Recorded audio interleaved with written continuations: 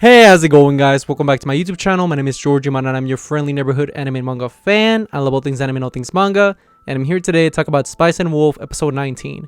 So, what did I think about this week's episode? Honestly, I thought this week's episode was beautiful. I thought they did a great job at pretty much concluding this arc of the Amari and Lawrence whole, betting war between the two of them. I think they did a great job. I love the conclusion of it, and I think they did a great job at once again developing Lawrence and Hollow's relationship as a whole, and just how strong of a bond they both have. And it was just like I said, a very beautiful episode, and I can't wait to start talking about it with you guys. Now, before I go any further with this week's episode, I just want to give you guys a quick reminder to make sure to subscribe to my YouTube channel so you guys can be up to date with all my Spice and Wolf as well as all my anime and manga content that I'll be providing in this channel. It really helps out a lot, and I would really appreciate it if you guys could subscribe to my YouTube channel. So if you guys could, please subscribe to my YouTube channel.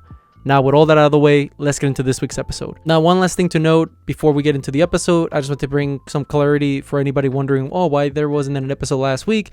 The Olympics were airing, so that's why they pushed it for this week. So just in case anybody was wondering why there wasn't an episode last week, that's the reason why. Now, with that being said, let's get into the episode. And the episode starts off right where we left off last time, which is pretty much Lawrence being in the auction house as well as Amari, and they're ready to, pretty much sell the pyrite and see who wins at the end of the day. And we see that pretty much Lawrence is kind of looking around to see when Diana's or whatever, I think that's her name, the alchemist lady, she's gonna give, her pyrite to him. She's just keep waiting, and he's waiting for the right moment to sell. And as that's happening, we see that pretty much Lant, which is Mark's little helper, Lawrence's friend, he has a little helper, his name is Lant. Lant shows up and he's like, hey Lawrence, here's money, here's I'm here to because you said that Mark was able to get some people to sell pyrite to him, so to you or whatever, he give me the money. And then you see that Lawrence gives him the money. He's like, all right, I entrust you, bro, you're very crucial in this. He's like, okay, I'll be back. And we see as that's happening, we see that Lawrence sells, his pyrite that he has at the moment. And then as the episode continues, we see that, he starts questioning, did I do the right move? Did I do it too soon? And we see that as that's happening, we see that eventually Lan, he's going to pretty much get the pyrite from all the people, from Mark and all that.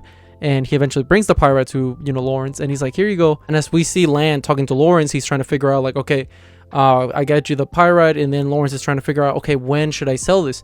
Because he's still waiting for Diane, and Diane hasn't given any answer at all. So he's worried, obviously. He's very scared about the whole situation.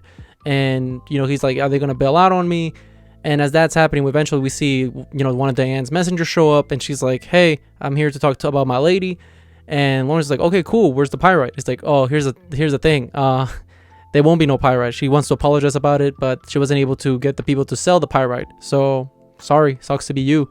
And that's a big, blowing, a big blow to Lawrence. He starts questioning, okay, I lost. And he starts reflecting, maybe, I was very foolish in this whole situation. I just lost. I lost the girl that I love. But at least I'm going to get 1,000 silver tranny coins, I guess, out of it. It can't be too bad, right? And he's just he's defeated. And who's there to help him? Land. Little Giga Chat Land. My man speaks up. He's like, listen, Lawrence, you can't just give up. I know you love Hollow. I love her too. And I know that Mark told me if I would have said that to you, you would have punched me or something. So I don't care. I'm going to say that because if I was you, I would try to, rescue my girl. And he always said that merchants never give up. So why are you giving up now? And then, these encouraging words are the reason that Lawrence is able to get his group back. He's able to, fight back. And he's like, you know what? You make a good point, Lant. And eventually, he's like, thank you for everything. I'm going to go sell and see what happens. So as Lawrence, proceeds to go to the auction house and sell the remaining pyrite that he just got from Land, we see that, he's like, yeah, cash me out. I'm ready. And we see that who's there? Holo's there, and she also catches up with a bigger bag. And Lawrence is like, what's going on? And you see Holo being like, hey, you thought I was really gonna betray you? And we see that they both cash out, and what that causes is a whole chain event of the market. Eventually the entire market just crashes because there was so much pyrite that was pretty much sold at once. So now there's a bunch of supply and not enough demand, so everybody's trying to sell, and the market just crashes. And we find out that pretty much this was all, scheming from Holo's point of view. She was always thinking about, obviously betraying Amari. There was no way she was going to be with him. And we see that the consequences of Amari's, little, duel with Lawrence, he loses a good amount of money. He's not bankrupt. He's still very well set off, financially, but he still lost money. And, he forfeits the deal. He's not able to buy Holo's freedom. And, pretty much what happens is, Amari got finesse. That's what pretty much happens at the end of the day. He got finesse, and we see that pretty much, Lawrence goes back to Hollow to their inn, and they're talking, and you see Hollow pretty much bring the big questions like, hey, listen, you really thought I was gonna betray you? It's like, for a moment I thought, I don't know, like, I didn't think, I don't know. And then he starts thinking like, you know what, maybe, I knew that you weren't gonna betray me because I knew the signals you were giving me. The white feathers, that meant to say that you went to Diane, so I kind of figured that you were gonna help me out. The only time that I got confused is when you were talking to Amadi about selling. I thought he was gonna like screw me over at that point, before I did my big play, but I could trust you. And you see Hollow being like, yeah, that's great and all, but what am I to you? And you see like pretty much Lawrence, like, he's just, my man gets the smooth vocabulary out, and he's like, you know what, like, you're a very special person to me, and the words, and she's like, okay, describe it. And he's like, you know what, words can't even describe how special you are to me. And I was like, okay, my man, you're being too smooth. That even Hollow's like, all right, bro, you're trying way too hard with that. But we do know that, obviously Lawrence believes this. He genuinely cares about Hollow a lot. And we see that pretty much, we find out that, Hollow was in cahoots with Diane from the get-go.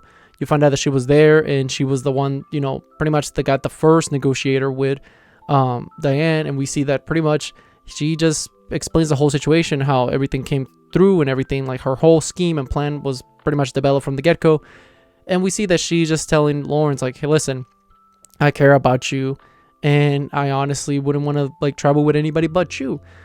And you see Lauren just pretty much being like, yeah, like I enjoy the time we had so far, and I want to continue traveling with you. And we see that as the episode progresses and it's nearing its end, we see that, Lauren starts asking like, okay, so like, what did you get about Diane? Oh no, I believe she tells like, Lawrence like, so I heard what you were saying like to her and what you were asking, and you're so cute. She was just like laughing and making fun of him, like, because he asked about the questions about, can gods and humans like coexist, like, can they become like partners and lovers? And she was like, yeah. And it's like, well, I wonder why you were asking that, how cute. And she's like, by the way, just please do me a favor and be gentle. And you're like, whoa, Hollow, okay, my girl about to get freaky. But then we see that, she eventually says like, talking about that girl does not get me in the mood, so no. And you're like, oh man, Lawrence was about to hit, man. My man was about to like, he was about to get some of that Hollow greatness, but he said, nah, bro, I can't. She said, I can, bro, I'm not in the mood. And we see that pretty much, we also get a big revelation that she's like a god, similar to Hollow. And they talk about how she used to be like a chicken or something, and eventually, she became like a god or something along those lines. And there's a nice parallel between what happened to her story and what's going to happen eventually to Hollow and Lawrence's, which is she talks about how she eventually met an alchemist or a priest. I think it was a priest actually. How Diane met a priest, and eventually, as time went on, the priest died eventually, but she stayed young forever. And that's obviously the dangers of falling in love with somebody that's like a god, like immortal or doesn't age. Eventually time will come, and that's, what they start hugging each other, and they know that, that means their relationship eventually will come to an end, which is sad, but, all things come to an end, when it comes to like a mortal life. And we see that, as they come, they're looking at the fire, the festival, and they're hugging, and it's like, what, let's go outside, like, let's go dance with them. And Lawrence is like, you know what, you make a great point, let's go. And you see them just, hold hands, and it's very wholesome. They go out, you see them in the campfire, and it's just a very beautiful scene to end this arc that I really, really enjoyed. I was a big fan of the original arc in the anime when I saw it, and I think that this adaptation did a great job adapting it as well.